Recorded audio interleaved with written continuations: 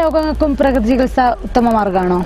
തീർച്ചയായിട്ടും. നമ്മൾ നേരത്തെ പറഞ്ഞു, എല്ലാ രോഗങ്ങൾക്കും കാരണം ശരീരത്തിൽ അടിഞ്ഞുകൂടുന്ന മാലിന്യങ്ങളാണ്, വിഷസങ്കലം എന്ന് പറയും. അപ്പൊ അങ്ങനെ മാലിന്യങ്ങൾ പുറന്തള്ളപ്പെടേണ്ട കാര്യങ്ങൾ ചെയ്യുമ്പോൾ സ്വാഭാവികമായിട്ട് ഏത് രോഗങ്ങൾക്കും മാറ്റം കിട്ടും.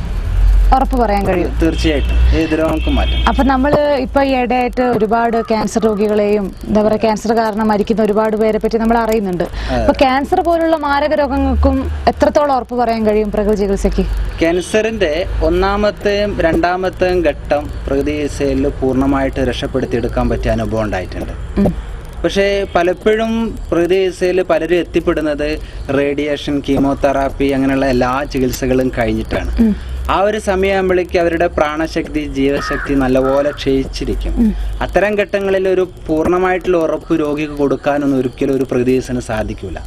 പക്ഷേ ഒന്നാമത്തെ രണ്ടാമത്തെ ഘട്ടങ്ങളിൽ മറ്റ് ചികിത്സകൾ ചെയ്യുന്നതിന് മുമ്പായിട്ട് നമ്മൾ ചികിത്സിക്കുമ്പോൾ കുറേയൊക്കെ രക്ഷപ്പെടാനുള്ള സാധ്യത കൂടുതലാണ്. ഡോക്ടർ അനുഭവത്തിൽ അങ്ങനെ? എൻ്റെ അനുഭവത്തിൽ അങ്ങനെ ഈ ഒരു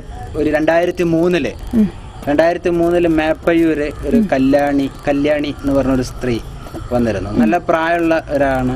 അവരെ സംബന്ധിച്ചിട്ട് അവർ പ്രകൃതി ചികിത്സ എന്താണെന്ന് അറിഞ്ഞിട്ടല്ല, അവർക്ക് അവരുടെ ഈ ബ്രസ്റ്റിനൊരു മുഴ വന്നു. അപ്പോൾ ബ്രസ്റ്റ് രണ്ടും കട്ട് ചെയ്തിട്ട് കീമോതെറാപ്പി, റേഡിയേഷനൊക്കെ ചെയ്യണമെന്ന് പറഞ്ഞാൽ അവർക്ക് ഭയമായി. അതിന്റെ ഭാഗമായിട്ട് അവർക്ക് അത് ചെയ്യേണ്ട ഭയം കൊണ്ട് മാത്രം പ്രകൃതി ചികിത്സയിലേക്ക് വന്നു. ആ ഒരു കണക്കിന് അവർക്ക് രക്ഷയായി തീർന്നു. കാരണം 2003 അവരെ ചികിത്സിച്ചത്. ഇപ്പോഴും അവർ നല്ല ആരോഗ്യത്തോടു കൂടി ഒരു കുഴപ്പമില്ലാതെ ജീവിച്ചു പോകുന്നുണ്ട്. റേഡിയേഷൻ ചികിത്സ നടത്തി അത് കുറഞ്ഞതിന് ശേഷം ഓപ്പറേഷൻ ചെയ്ത് കയറി എടുക്കണമെന്ന് പറഞ്ഞു. ഓപ്പറേഷൻ ചെയ്യാനുള്ള ഭയം കാരണം തൽക്കാലം വേണ്ട എന്ന് വെച്ചു. അതിന് ശേഷമാണ് പ്രകൃതി ചികിത്സയിലേക്ക് എത്തുന്നത്. പ്രകൃതി ചികിത്സയെ പറ്റി യാതൊരു വിവരവും ഉണ്ടായിരുന്നില്ല. ഈ ക്യാൻസറിൻ്റെ ചികിത്സാ അനുഭവത്തിൽ കാണാൻ പറ്റുന്നത് ചിലതരം മുഴകൾ പൊട്ടി ഒലിച്ച് പോകും, ചിലതരം മുഴകൾ ഉള്ളിലോട്ട് വലിഞ്ഞും പോകും. രണ്ടു തരത്തിലും കണ്ടിട്ടുണ്ട്.